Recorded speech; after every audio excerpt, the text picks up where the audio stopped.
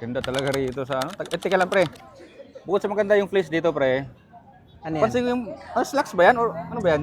Trouser slacks, pare. Trouser slacks. Ginamit Yes. ko sa ano, sa kasal? Oo, nasa kasal tayo. Siyempre, kailangan may pagka-semi-formal yung dating natin. And as you can see, slacks trouser yung gamit ko. Oh, Ang maganda dito, pre, sa slacks trouser na to, pwede siya sa plus size. Pwede sa plus size. Ano ba size niya yung ginagamit Dahil mo? available siya from size 28 hanggang size 42. Ay, Pre, grabe. 36 yung waistline ko. 36. 36 lang din yung binili ko. Pero tingnan mo naman. Oo, ano, Ang laki pa, pre. Oh. Ang laki pa. Meron pang allowances. Diba? Hindi ako mahirapang buka ka, pre. Ay, Kasi hindi yan mapupunit, pare. napakangas. Diba? Mabisa yan, boy. Mabisa. Boy, may bitaw to. May bitaw. Tsaka, pre, di lang pang kasal yan. Pwede yung gamitin yung pang ano eh. Pang, Pre, pwede mo to pamasok sa school tsaka pamasok sa work. oh, pang event, pang party. Kasi yung kulay niya itim eh. 'Di ba? Tsaka pre, malalim yung bulsa niyan. Tingnan mo. Ay, pati Oh. ng bulsa. Mic case ko to.